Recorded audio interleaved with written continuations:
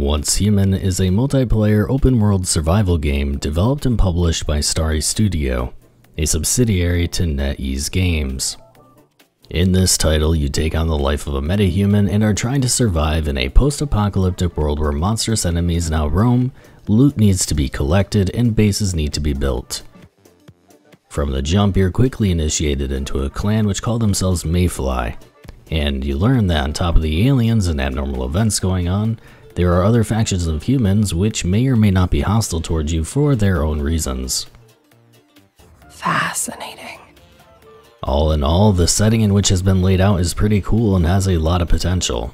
As mentioned, this game having the survival tag attached to it means that there will be some micromanaging of thirst and hunger meters, along with a third meter labeled sanity, which is similar to a rest mechanic that over time will decrease your max health if you don't either sleep in a bed or take medicine to rid yourself of the debuff. The gameplay loop is pretty straightforward. The main objective will have you clearing out compounds and activating teleport locations around your map to unlock a boss. These bosses act as sort of checkpoints when it comes to your power level until you overcome them, giving you a reason to farm materials and acquire better gear before challenging the next one. After beating these bosses, you'll get to unlock a node in your cradle, which acts as a sort of passive skill tree. Things like increasing the damage you do with certain weapons or effects, shortening and empowering healing, and decreasing stamina consumption while running, just to name a few. Pretty decent unlocks for completing the main story. Eventually, you will run out of bosses to challenge and quests to complete, as content is sort of drip-fed to each server depending on when it was created in the form of phases. These phases are put in place to prevent players from getting to the endgame too quickly. If you ever happen to sink your teeth into 4-time strategy games for mobile, like Doomsday or State of Survival, you'll recognize this is a pretty common balancing technique, allowing free-to-play and spenders to compete. However, if this game is to stay away from pay-to-win, I fail to see the appeal of this type of system implemented in a game like Once Human, aside from artificially inflating the game time. But hey, I am willing to change my stance on this if anyone happens to know of other examples this type of design decision is used for that doesn't harm its player base. I think it's at this point that we need to address the fact that although Steam will place this title next to Ark and Rust, this is first and foremost a game created for mobile and is more akin to a game like On Dawn. And for those who don't know that name or have simply forgotten what it is, that's the game which had Will Smith's face behind it and was also all about surviving in a world where the infected roam the earth that you need to fight off while you hunt wildlife, gather resources, and build a base. It's important to understand this distinction because compared to On Dawn, Once Human is more polished and is far prettier on the eyes, yet when compared against titles that are built for other platforms first with a focus on survival like DayZ or Valheim, suddenly Once Human doesn't look as great. Unfortunately, a mobile game is still a mobile game no matter how you present it. Same garbage, different can. Mobile games print money, and although Once Human does not have any glaring pay-to-win systems in their shop, it's not void of ways that allow you to pay to have an easier time. Keeping this in mind, when the player base eventually dips, the system their game is built around can be injected with these pay-to-win features very easily. This is not an accident. The truth is, this is the nature of the beast with all mobile games. And although I do believe there are some features which are inherently close to pay to win, if not already, compared to other titles, the shop is rather tame for now. Without derailing too much, as I am highly skeptical of their statement to keep pay to win out of the shop or limit it in some way, I have played a few titles by NetEase, and from my personal experience, their shops have been a bit more fair than some competitors in the same genre. But they have many titles in which I have little to no experience in, and therefore cannot comment in good faith on if their promises will stay true going forward. I only mention this because the team behind On Dawn, Level Infinite, introduced many pay-to-win features post-launch when their player base was not as successful. However, if you were to look at their portfolio, unlike NetEase, they have many games under their belt that are heavily pay-to-win, which in hindsight should have been a red flag to anyone before they played. In Once Human, nothing will ever show how much it truly costs, as you'll need to first top up with their own in-game currency in the form of Christian. a word I have absolutely no clue if I'm saying correctly. These packs come in quantities of 330, 1090, 2280, 3880, and 7880. These convoluted numbers are deliberate to confuse how much you actually are spending, and while these numbers may seem random, they're set perfectly to have you just short of something you want specifically, forcing you to spend extra to have enough. For example, if you were to want this bundle worth $15.80, you'll need to purchase the 1090 pack for $14.99, the 330 pack for $4.99, and then another 3 $1 packs for $60, leaving you 20 Christians over that goes to waste. Or like what most people will do, and what this business is trying to get their player base to do, is they'll see the $29.99 purchase for $22.80, leaving them with $700 left over. With $700 left, you're very limited on what you can actually afford. However, let's say you get one of the lower quality cosmetic sets for $5.80 to have some options, and you're left with 120 Christians. Well, now you're just short by 60 for another cosmetic piece, so you're enticed to top up once again, and you're essentially got the customer by the ring of the neck to spend far more than they initially planned to. Now, that's pretty bad, but it gets worse.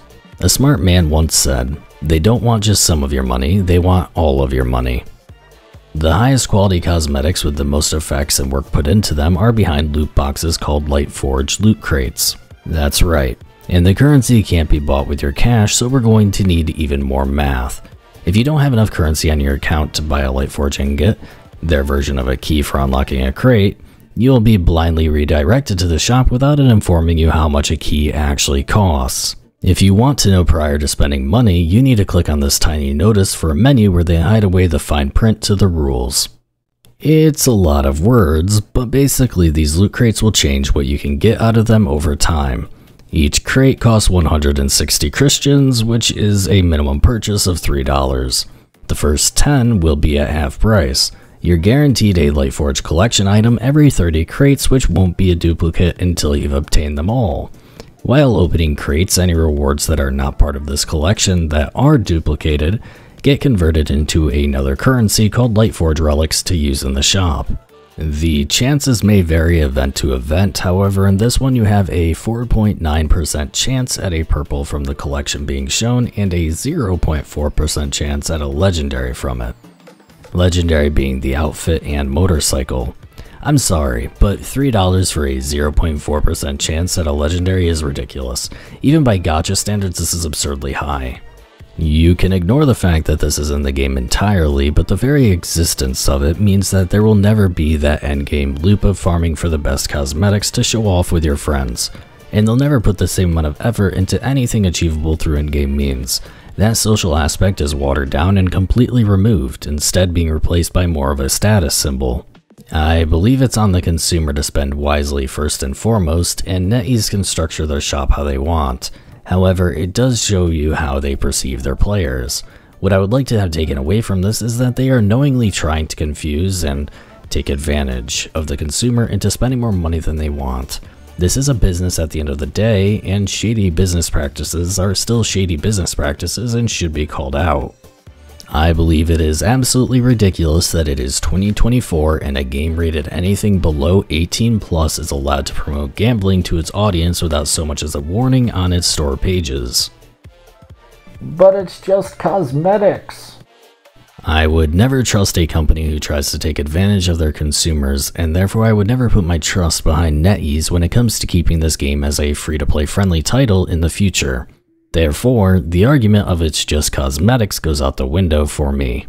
Mobile games are great for certain things, but will always fall short in potential, always feeling lifeless and disappointing due to its technical limitations and audience.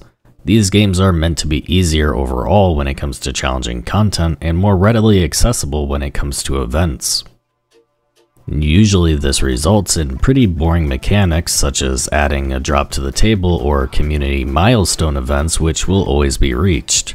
This is meant to give the players a form of camaraderie, but in reality it's not engaging. It's just really lazy, and instead of adding to the experience, detracts from it with a list of chores to keep track of. When it comes to the building and resource gathering, although simplistic, it's rather enjoyable and interactive. It takes inspiration from titles like Trove and Fallout 76, allowing you to move a plot which also serves as a teleport location as you see fit. This removes the feeling of being tied down to one location or needing to take on a massive undertaking just to relocate. This system works great, but at the same time, it sacrifices that part of a survival game where you can find a corner hidden away and truly turn it into a home, in exchange for accessibility. Depending on who you ask, they may love or hate this design decision, and both are completely valid for their own reasons. Let me know what you think about it, because it's a tough call on whether it's a positive or negative for me. Earlier, I had mentioned that the highest quality cosmetics being in the cash shop is a fundamental problem for multiplayer games like these, as you're removing the social aspect of actually going out into the world together and farming for these things. I'm sorry to be the bearer of bad news, but if you're thinking this was only going to pertain to outfits and mounts, then you'll be disappointed to find out that it also translates to the building side as well. If you want to have the coolest house, it's time to spend 3280 Christians. Something I found out, which I think is cute, is that if you go to buy now and then top up, the highlighted big shiny button, it'll open Steam for a charge of $50. However, if you had chosen the grayed out other button, you could potentially choose a variation of smaller packs to reach the amount that you had actually needed for the purchase. This means that by default with purchases, it will always push you in the direction of the next pack up, even when unnecessary. They are preying on people who don't know about these types of shops to not double check if they're spending too much until it's too late. And since you're unable to refund Christians and you probably won't have enough left over for anything that you want, they're hoping you'll feel the need to top up again so it's not wasted.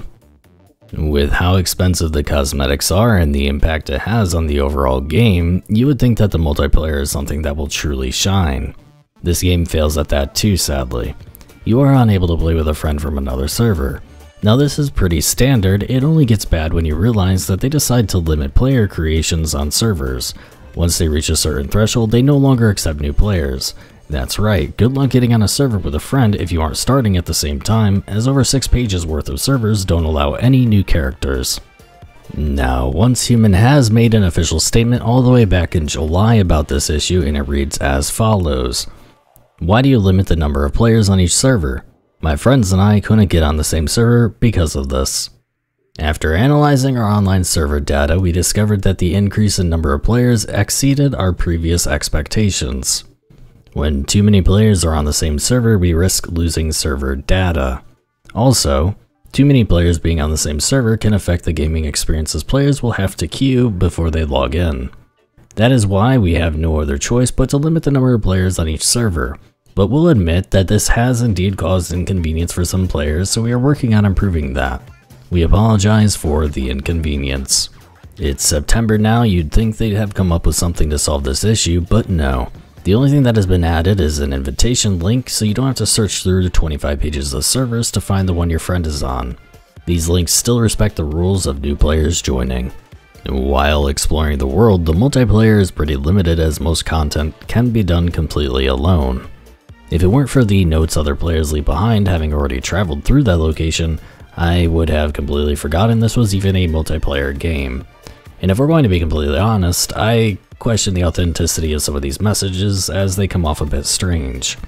You're telling me that these are the messages people choose to stop their adventure to share and aren't just created by the devs? I love that they don't gate off things without purpose. This game's great. This game has been a great enjoyment to play. Can't wait to further my progress and find out the rest of the storyline. One of the coolest enemies I've ever seen in a game. Very creative. I love it when she climbs back into the mirror. Wow, I had low expectations, but the animation, the bosses, everything was amazing. GG. Although you may not run into many players while leveling, there are some ways to help make the world feel alive. It comes in the form of hives and warbands. These are kind of like MMO's guild systems, but very, very underdeveloped and aren't really ever explained through the game unless you go searching for it. A warband isn't as interesting, it's more of a glorified chat room with up to 30 people and a shop attached to it. The hive, on the other hand, is a little more engaging, however it's only up to 8 people. It's disappointing that the main group for this game is built around only 8 players while the servers are struggling to stay alive. But being in a hive allows you to share building rights and access to each other's resources. It'll give you a group chat to communicate with one another and allow each of you to teleport to your allies' bases. This can come in handy. You can decide as a group where to set up each of your houses to have quick access to teleports near important locations. I believe the limitations on group size are put in place because of how little players can actually exist in the open world at the same time, rather than a balancing decision, which is why it's so hard to compare this game to other survival titles. At its core, the ceiling only goes up so high and corners will always need to be cut. I would like to note that there is a teaming system for bosses. This system probably sees a lot of mileage later on, however I never reached a point where the difficulty was requiring assistance from others, as the ones I encountered were mostly glorified bullet sponges. I love horror games, and that's why I was initially attracted to Once Human. Although this game isn't exactly a traditional horror game, it has a theme which is very horror-like. It absolutely excels at the creature design, and some of the environments you find yourself in are downright creepy. I have nothing to say negatively about any of the monsters in which you will find yourself up against, as each seems rather unique to this game and fitting to the world surrounding it. The opposite is true for anyone that is on your side. I knew while in character creation and through the shop that even though this is a survival game with a gritty world, and even though we aren't human, everyone looks like a model.